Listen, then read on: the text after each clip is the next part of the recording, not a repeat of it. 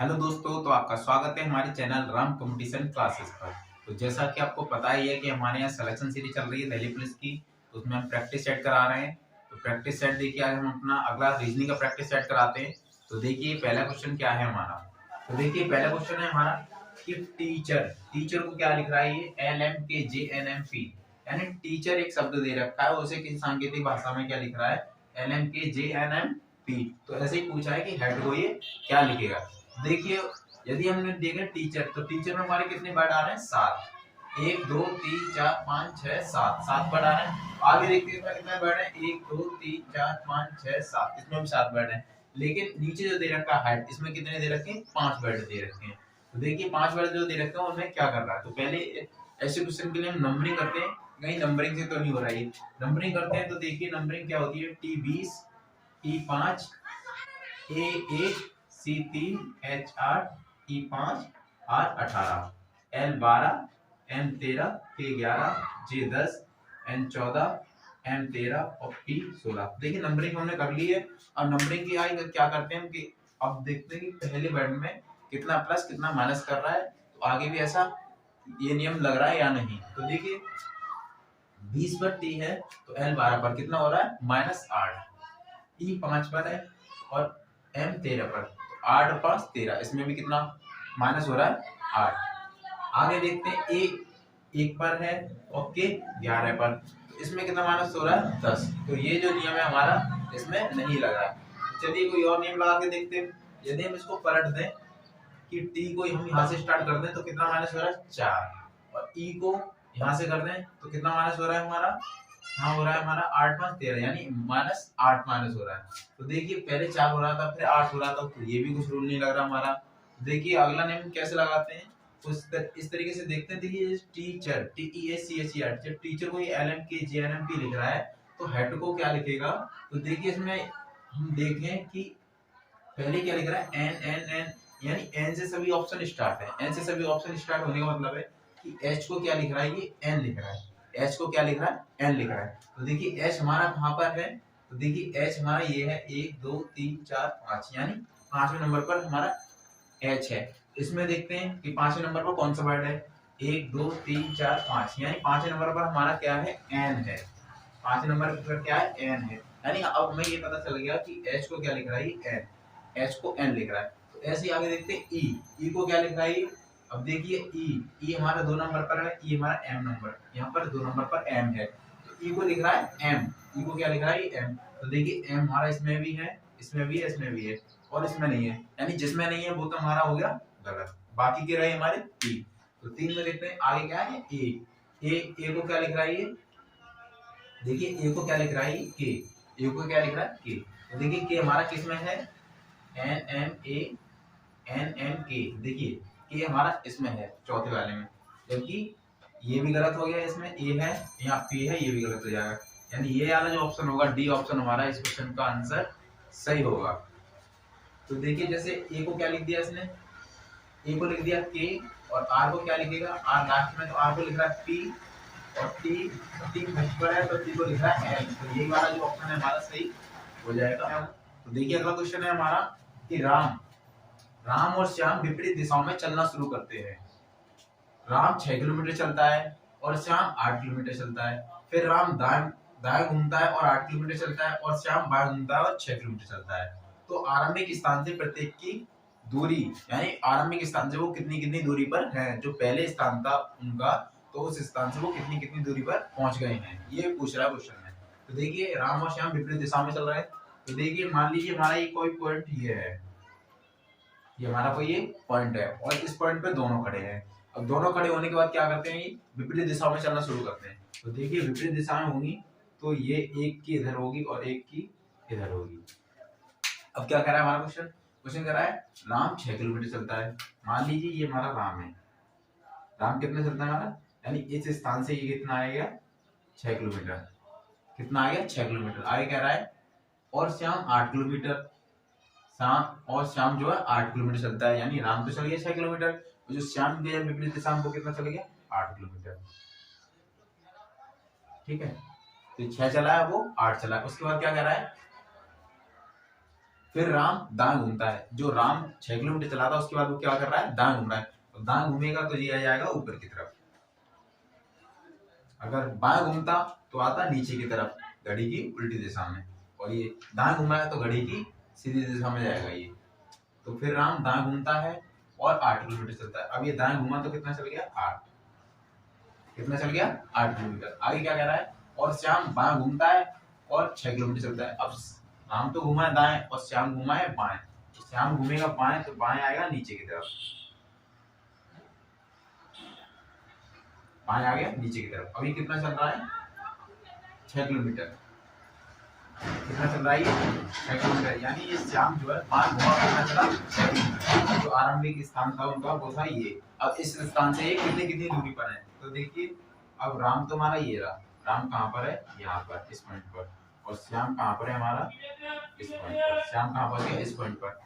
तो देखिए अभी पूछ रहा है कि प्रारंभिक स्थान से ये कितनी कितनी दूरी पर है। तो देखिए प्रारंभिक स्थान पर ये, अब राम तो हमारा ये पहुंच गया और श्याम हमारा यहाँ आ गया, और प्रारंभिक स्थान हमारा ये है। अगर हम इसे देखते हैं तो देखिए ये हो जाएगा हमारा आधार, ये लंब और ये कर्ण। ऐसे ही इसका हो जाएगा ये कर्ण, और ये हो जाएगा आधार, और ये हो जाएगा लंब। ठीक है, तो देखिए कर्ण स्क्वायर बराबर क्या होता है हमारा, तो कर्ण स्क्वायर बराबर होता है लंब स्क्वायर प्लस आधार स्क्वायर। तो देखिए कर्ण तो हमारा ही पूछ ही रहा है, और क्या निकालना है, और दे क्या रखा है हमें, लंब दे रखा है और आधार दे रखा है। तो देखिए लंब कितना है हमारा 8, तो 8 का स्क्वायर कितना हो जाएगा 64, और एक आधार, आधार कितना दे रखा है 6, तो 6 का स्क्वायर कितना हो जाएगा 36। तो ये दोनों कितने हो जाएंगे 100, और जब के स्क्वायर बराबर 100 है तो के बराबर कितना हो जाएगा 10। यानी जो राम चला है वो अपने प्रारंभिक स्थान पर, प्रारंभिक स्थान से कितनी दूरी पर है, 10 किलोमीटर पर। तो आगे देखते हैं श्याम कितना है, तो कर्ण स्क्वायर बराबर एल स्क्वायर प्लस ए स्क्वायर। तो देखिए इसका भी क्या है, इसका भी कुछ ऐसा ही है कि आधार है इसका, लंब है इसका 6, और 6 का हो जाएगा 36, और आधार है इसका 8, 8 का हो जाएगा 64। तो ये दोनों हो जाएंगे 100, तो ये के बराबर भी हो जाएगा 10। यानी ये प्रारंभिक स्थान से अपनी कितनी कितनी दूरी पर है, 10-10 किलोमीटर पर। यानी जो 10 ऑप्शन होगा इसका वो एकदम राइट आंसर होगा। तो ऑप्शन सी हमारा राइट आंसर रहेगा इस क्वेश्चन का। तो चलिए दोस्तों हम अपने अगले क्वेश्चन की तरफ चलते हैं। तो देखिए अगला क्वेश्चन है हमारा, x और y z के पुत्र हैं, y की माँ w है, w की एकमात्र पुत्री r है, y s का भाई है, तो बताओ s का z से क्या संबंध है। यानी s का जो है वो z से रिश्ता पूछ रहा है कि z वाला जो है वो s को क्या कहेगा। तो देखिए जैसा जैसा क्वेश्चन कह रहा है वैसे हम इस क्वेश्चन को करेंगे। तो देखिए क्वेश्चन है हमारा x और y z के पुत्र हैं। देखिए x और y, जब ये किसी के पुत्र होंगे तो क्या होंगे, ये दोनों आपस में भाई भाई होंगे। पुत्र कह रहा है, दोनों क्या है, दोनों ही पुत्र हैं, तो भाई भाई होंगे तो दोनों प्लस हो जाएंगे। किसके पुत्र हैं ये जेड, किसके पुत्र हैं ये जेड के, तो जेड कहाँ जाएंगे हमारे ऊपर, ये हो गई जेड। अब ये जेड अभी हमें ये नहीं पता कि जेड हमारी माता भी हो सकती है, जेड हमारा पिता भी हो सकता है। तो देखिए आगे क्या कह रहा है, बाई की माँ डब्लू है, यानी एक्स और बाई ये क्या हो गई, जेड के पुत्र हो गए। आगे क्या कह रहा है, बाई की माँ डब्लू है, यानी इस बाई है, इसकी माँ जो है वो कौन है, डब्लू है। तो देखिए इसकी माँ कौन होगी, डब्लू। तो देखिए यदि इसकी माँ डब्लू है तो जेड अब कौन हो जाएगा, इसका पिता। तो जेड कौन हो जाएगा, हमारा पिता। तो ये हो जाएगा प्लस। और जो पति पत्नी का संबंध होता है वो हम दिखाते हैं डबल लाइन से, डबल लाइन से दिखाते हैं। तो देखिए यहाँ हो गया डब्लू, यानी डब्लू का जो पुत्र हो गया वो कौन हो गया, बाई। ये कह रहा है ना बाई की माँ डब्लू है, बाई की जो है माँ, तो पहले इसका पिता होगा और इसकी पिता की जो पत्नी होगी वो बाई की माँ हो जाएगी। आगे क्या कह रहा है, डब्लू की एकमात्र पुत्री आर है, यानी ये जो डब्लू है इसकी एकमात्र पुत्री आर है। एकमात्र पुत्री कौन है, आर। तो ये तो भाई भाई हो गए दोनों, ये तो इसके बेटे हो गए। अब एकमात्र पुत्री कौन हुई, आर। तो आर देखिए हम कहाँ रखते हैं, आर को यहाँ मान लेते हैं, आर। आर आर आर पुत्री है तो क्या हो जाएगा, माइनस, माइनस हो गया। तो ये कौन है, इसकी पुत्री, पुत्री। और ये इसकी हो गई बहन, इसकी तो बहन है लेकिन इसकी कौन है ये, इसकी कौन है ये, पुत्री। इसकी कौन हो जाएगी, पुत्री। तो देखिए आगे क्या कह रहा है, डब्लू की एकमात्र पुत्री आर है, बाई एस का भाई है। अब क्या एक और आ गया इसमें बाई, बाई कौन है? एस का भाई है, यानी ये बाई जो है वो कौन है? एस का भाई है। तो देखिए एस को भाई और ले लेते हैं, एस का भाई है, बाई जो है वो एस का भाई है। तो एस हमारा यहाँ आ गया और बाई हमारा ये रहा, क्योंकि बाई जो है वो एस का भाई है। तो देखिए आगे क्या कह रहा है ये, बाई एस का भाई है। तो बताओ एस का आपको, एस का जेड से क्या संबंध है, यानी जो एस है वो क्या है? जेड से क्या संबंध रखता है? तो जेड जो है एस को क्या कहेगा? तो देखिए जेड जो है वो एस को क्या कहेगा? देखिए जब ये इसका क्या हो गया? पुत्र, ये इसका पुत्र और ये भी इसका हो गया पुत्र, तो जो एस है तो ये भी तो पुत्र होगा ना, ये क्या होगा हमारा? पुत्र। तो जो पुत्र वाला ऑप्शन होगा वो इस क्वेश्चन का आंसर सही होगा, ऑप्शन बी हमारा यहाँ सही हो जाएगा। तो चलिए हम अपने अगले क्वेश्चन की तरफ चलते हैं। तो देखिए अगला क्वेश्चन है हमारा, ईशान का जन्मदिन शुक्रवार 10 मार्च है। यदि श्लोक का जन्म 15 सितंबर को हुआ तो उसी वर्ष श्लोक का जन्मदिन सप्ताह के किस दिन होगा? तो देखिए ईशान का जन्मदिन है वो हमारा कब है? 10 मार्च को। तो ईशान का जन्मदिन हमारा कब है? ईशान, जो ईशान का जन्म है वो हमारा 10 मार्च को है, और 10 मार्च को क्या है हमारा? शुक्रवार। क्या है? शुक्रवार। अब क्या पूछा है इसमें? यदि श्लोक का जन्म 15 सितंबर को हुआ, कब हुआ? श्लोक का जन्म कब हुआ? 15 सितंबर, 15 सितंबर। श्लोक का जन्म 15 सितंबर को हुआ तो उसी वर्ष श्लोक का जन्मदिन किस दिन होगा? तो देखिए जब ईशान का जन्मदिन हुआ 10 मार्च को, और मार्च आता है हमारा 31 दिन का, तो 31 में से 10 जाएंगे तो कितने बचेंगे? 21 दिन। कितने बचेंगे? 21 दिन। उसके बाद प्लस करेंगे। मार्च के बाद क्या आता है? अप्रैल। अप्रैल कितने का होता है? 30 का। अप्रैल कितने का होता है? 30 का। फिर क्या करेंगे? प्लस। अब अप्रैल के बाद फिर क्या है? मई। मई कितने का होता है? 31। उसके बाद फिर प्लस। मई के बाद जून। जून 30। जून का महीना कितने का होता है? 30 का। जून के बाद जुलाई। जुलाई कितने का? 31। जुलाई 31। जुलाई के बाद अप्रैल, ये कब था? मार्च। मार्च, अप्रैल, मई, जून, जुलाई, अगस्त। अगस्त कितने का हो जाएगा? 31। अगस्त कितने का भी हो जाएगा हमारा? 31। जो जुलाई और अगस्त हमारा कितने का होता है? 31 का। और उसके बाद क्या है? अगस्त, सितंबर। सितंबर में क्या दे रखा है? 15 दिन। क्या क्या जो डेट दे रखी है वो कितनी दे रखी है? 15। और हमें क्या करना है? वो पूरा तो जाना नहीं है, हमें क्या करना है? केवल सितंबर में क्या लेना है? 15। तो ये 15 दिन ले लेंगे इसमें। तो आगे देखिए हम क्या करते हैं, जब दिनों में से, जब महीने में हम क्या करते हैं? 7 से भाग कर देते हैं। भाग करने के बाद जो हमारे दिन आते हैं वो हमारे जो दिन दे रखा होता है वो हो जाता है। तो देखिए 7 से भाग करेंगे तो क्या बचेगा? 0। और 7 से करेंगे यहाँ तो कितने बचेंगे? 2। और यहाँ करेंगे तो 3, 2। और यहाँ करेंगे तो 3, और यहाँ करेंगे तो 3, और यहाँ करेंगे तो कितने बचेंगे? 1। तो देखिए इन सभी को क्या कर लेंगे? प्लस कर लेंगे। प्लस करके हमारा कितना हो जाएगा? 2 और 3 5 और 2 7। 7 और 3 10 और 3 13। 13 और 1 14, यानी 14। और 14 को जब 7 से भाग करेंगे तो कितना हो जाएगा? 0। कितना हो जाएगा? 0। तो देखिए क्या पूछा था हमें? ईशान का जन्म 10 मार्च को है, शुक्रवार को। तो श्लोक का 15 सितंबर को कौन सा दिन होगा? तो देखिए हम शुक्रवार में यदि हम 0 प्लस करेंगे, यानी कोई भी दिन प्लस नहीं करेंगे, तो हमारा क्या रहेगा? शुक्रवार ही रहेगा। यदि यहाँ शेष 1 बचता है या 2 बचता है या 3 बचता, उतना ही हम इसमें शुक्रवार में जोड़ देते। जब 0 बचा है तो हम इसमें कुछ भी नहीं जोड़ेंगे, तो जो शुक्रवार है वही हमारा राइट आंसर हो जाएगा, यानी ऑप्शन सी जो हमारा राइट आंसर होगा। चलिए दोस्तों हम अपने अगले क्वेश्चन को करते हैं। देखिए अगला क्वेश्चन है हमारा, ये क्वेश्चन दे रखा है हमारा 9:25 का दर्पण प्रतिबिंब क्या होगा, यानी 9 बज के घड़ी में 25 मिनट हो रही है, उसको पूछा है कि यदि इसे दर्पण में देखा जाए तो कितना टाइम होगा।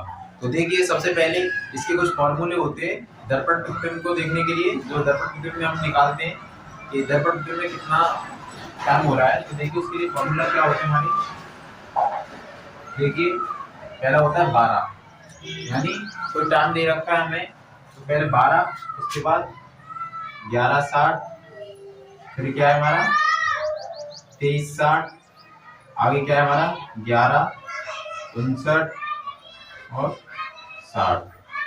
यानी ये जो फॉर्मूले दे रखे हैं हमारे तो इससे घटाते हैं, क्या करते हैं हम, घटाते हैं। यानी जैसा समय पूछा है हमारा वैसे हम इसमें से घटाएंगे। यदि हमारा दे रखा होता 9, कितना दे रखा होता कि 9, और 9 को बताओ कि इसमें दर्पण प्रतिबिंब में, यानी 9 जो बज रहे हैं हमारी घड़ी में, तो इसे दर्पण में देखेंगे तो कितने बजेंगे। तो देखिए 9 को हम क्या करते, सीधे 12 से घटाते, 9 को 12 से घटाते तो कितना हो जाता, 3 हो जाता हमारा। यानी जो अगर हम हमारी घड़ी में कितने बज रहे हैं 9, अगर हम उसे दर्पण में ले जाकर देखेंगे तो कितने बजाएगा वो, 3, कितने बजाएगा 3। तो ऐसे ही अब 11:60, अब देखिए 11:60 दे रखा है, तो यहाँ दे रखा है 9:25, 9:25 कितना दे रखा है 9:25। देखिए अब क्या है 9:25, तो देखिए 11:60 से इसमें कौन सा फॉर्मूला लगेगा हमारा, ये वाला, इस क्वेश्चन में लगेगा हमारा ये वाला। अगर यहाँ केवल 9 होता तो लगता ये वाला, लेकिन कितना दे रखा है 9:25, 9:25 दे रखा है, तो कितने से घटाएंगे 11:60 से। तो 11:60 से 9:25 घटाएंगे तो कितना बचेगा, 10 से 5 5, 5 से 2 3, उसके बाद 11 से 9 2, यानी 2:35। और 2:35 कौन सा ऑप्शन है हमारा, ऑप्शन सी। तो इस क्वेश्चन का जो आंसर होगा ऑप्शन सी सही होगा।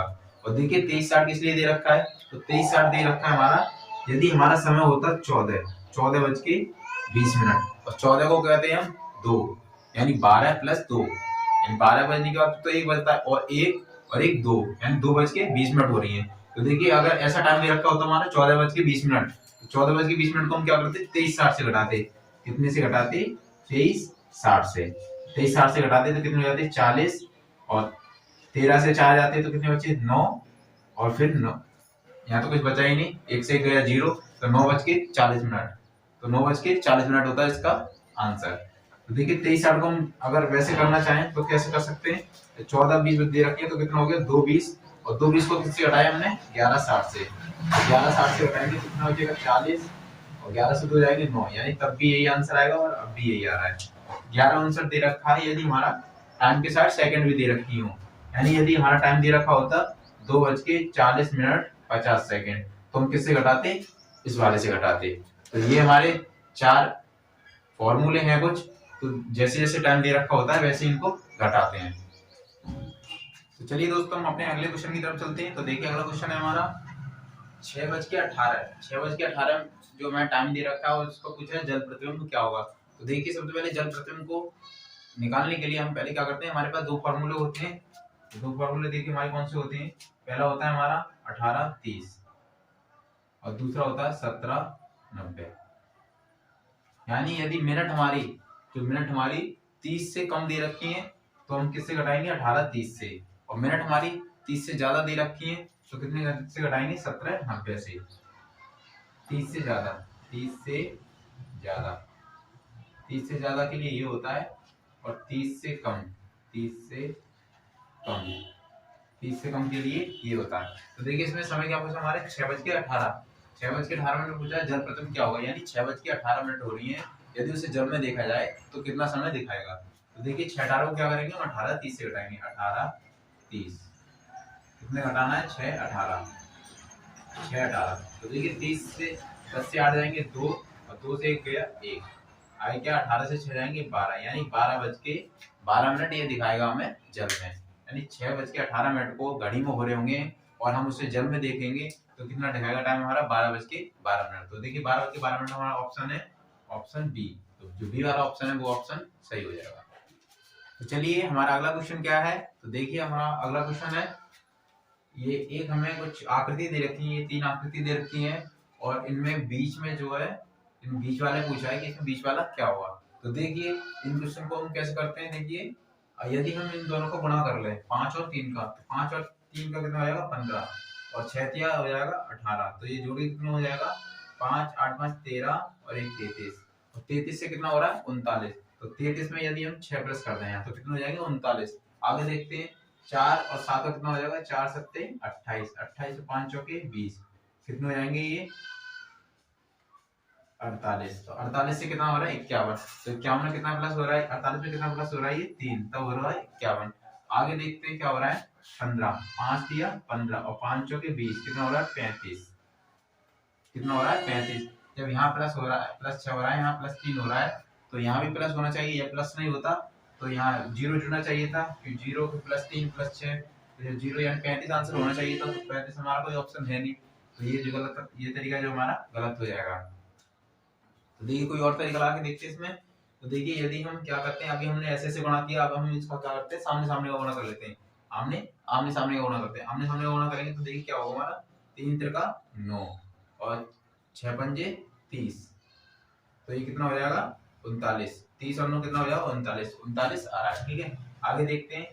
4 चौके 16 और 7 पंजे 35, तो 6 और 5 11 और 1 और 3 और 2 5 यानी 51, तो 51 भी आ रहा है। तो देखिए यहाँ भी ऐसे करके देखते हैं। 3 चौके 12 और 5 पंजे 30, तो यहाँ कितना हो जाएगा 7 और 3 37, और 37 देखिए इसमें ऑप्शन है हमारा ऑप्शन सी, तो जो ऑप्शन सी वाला है वो इस क्वेश्चन का आंसर हो जाएगा हमारा ऑप्शन सी। तो चलिए दोस्तों हम अपने अगले क्वेश्चन की तरफ चलते हैं। तो देखिए अगला क्वेश्चन है हमारा, अगला क्वेश्चन देखिए हमारा कुछ इस तरीके से दे रखा है। तो इसमें पूछा है कि इस क्वेश्चन मार्क की जगह क्या आएगा। तो देखिए इस क्वेश्चन मार्क की जगह क्या आएगा, तो हम इस क्वेश्चन को करते हैं। तो देखिए यदि हम इन दोनों में डिफरेंस देखें 12 और 6, 12 और 18 में, तो कितने का डिफरेंस है 6 का। और 18 से 30 में देखें तो कितने का डिफरेंस हो जाएगा 12 का। और यहाँ देखें 16 और 32 में देखें तो कितने का डिफरेंस है हमारा 16 का। और इधर देखें तो कितने का है 8 का। और 36 से इधर देखें तो 36 से ये उल्टा हो रहा है यानी माइनस, इधर 18 हो रहा है। और इस इधर देखें 18 से तो इधर कितना हो रहा है 9 प्लस हो रहा है। यहाँ कितना हो रहा है 9 प्लस हो रहा है, यानी ये डिफरेंस के हिसाब से तो कुछ चल नहीं रहा है, इसमें कुछ और ही लग रहा है। तो देखिए यदि हम इसे देखें, यहाँ 6 और आता है, यहाँ 12 फिर 16 फिर 8 फिर 18 फिर 9, ये तो कुछ हमारा रूल लग नहीं रहा इसमें। कुछ और रूल लगाते हैं, देखते हैं इसमें। देखिए यदि हम इन्हें ऐसे देखें कि 6 से क्या है ये 12 कट जाएंगे, 6 से जो ये संख्या 12 विभाजित है। और 6 से अगर हम देखें तो 6 से 18 विभाजित है। 6 दूनी 12, 6 ती 18 और 6 पंजे 30, यानी 6 से ये सभी संख्याएं विभाजित हो रही हैं। तो आगे देखते हैं 8, इसमें क्या दे रखा है 8। तो 8 से देखिए 8 दूनी 16, 8 चौक 32, 8 पंजे 40, यानी 8 से ये भी सभी संख्या विभाजित हो रही है। और अगले देखते हैं तो ये 36, 18 27, यानी 36 18 27 जिस किसी एक संख्या से विभाजित हो जाएंगी तीनों संख्याएं, वही हमारा इस क्वेश्चन का आंसर सही होगा। तो देखिए 10 से देखते हैं 36 विभाजित होगी, 10 से 36 कोई विभाजित होगी नहीं होगी। 12 से देखते हैं 12 तिया 36, 12 से 36 कट गई, लेकिन 12 से 18 कट जाएगी नहीं कटेगी, तो ये भी गलत हो गया, ये भी गलत हो गया। आगे देखते हैं 9 से क्या है 9 चौक 36 और 9 दूनी 18 और 9 तो ये 9 तिया 27, यानी 9 से क्या है हमारी ये तीनों संख्याएं विभाजित हो रही हैं। आगे एक और ऑप्शन रह गया हमारा 6 को देखते हैं। तो 6 चिंग 36, 6 तिया 18 और 6 चौके होते हैं 24, जबकि दे रखा है 27, यानी 6 वाला भी ऑप्शन हमारा गलत हो जाएगा, यानी जो 9 ऑप्शन होगा वही इस क्वेश्चन का आंसर हमारा होगा। चलिए दोस्तों हम अपने अगले क्वेश्चन की ओर चलते हैं। तो देखिए अगला क्वेश्चन हमारा क्या है। तो देखिए अगला क्वेश्चन कुछ हमारा इस तरीके से, हमारा ये आकृतियां बन रही है हमारी 3, और 3 में ये बीच में यानी जो बीच वाला दे रखा है वही हमें पूछा है कि बीच में क्या आएगा। तो देखिए क्वेश्चन को सॉल्व करते हैं हम। तो देखिए यदि हम क्या करें, इन दोनों को प्लस कर लें, 4 और 2 6 और 3 और 3 6 और 6 का गुणा कितना हो जाएगा 36, और 36 का 2 में मल्टीप्लाई कर देंगे तो कितना हो जाएगा 72। तो देखिए 72 आ रहा है। आगे देखते हैं 9 और 4 13 और 10 और 2 12, 12 और 13 का मल्टीप्लाई करें तो कितना हो जाएगा 12 तिया 36 और 12 एकम 12 और 3 15, 156, और 156 का 2 से मल्टीप्लाई कर दें तो कितना हो जाएगा 312, 6 दूनी 12, 15 दूनी 30 और 1 31, ठीक 312। तो देखिए यहाँ कितना दे रखा है 720, यानी इस तरीके से हमारा नहीं हो रहा। तो देखिए यदि हमने प्लस करके देखा, अब क्या करेंगे हम गुणा करके देखेंगे इसमें। तो देखिए गुणा करके देखते हैं। तो 4 दूनी 8 और 3 दूनी 3 त्रिका 9 और 8 और 9 का मल्टीप्लाई करेंगे तो कितना हो जाएगा 72। तो देखिए 72 आ रहा है। आगे देखते हैं 9 चौके 36 और 10 दूनी 20 और 36 दूनी कितने होते हैं 72 और 0 यानी 720। तो देखिए 720 आ रहा है। आगे देखते हैं तो 6 और 20 कितने हो गए 6 दूनी 12 यानी 120 और 6 एकम 6, 12 छिके कितने होते हैं 12 पंजे 60 और 12 छिंग 72, तो कितने हो जाएंगे 720। यानी जो 720 होगा वो इस क्वेश्चन का आंसर सही होगा। तो देखिए 720 वाला ऑप्शन है हमारा ऑप्शन बी। तो जो बी ऑप्शन दे रखा है वो ऑप्शन हमारा सही हो जाएगा।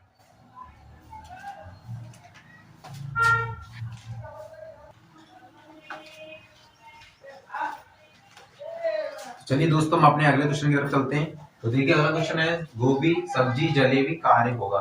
यानी ये 4 आरेख दे रखे हैं, इसमें से कौन सा गोभी सब्जी और जलेबी का आरेख बनेगा। तो देखिए जो पहला आरेख है वो हमारा क्या दर्शाता है कि इन तीनों का जो है क्या है, सभी का संबंध है कि ये जो चीज है वो सभी ये है और ये जो चीज है वो सभी है, यानी ये सभी का रिश्ता दर्शाता है।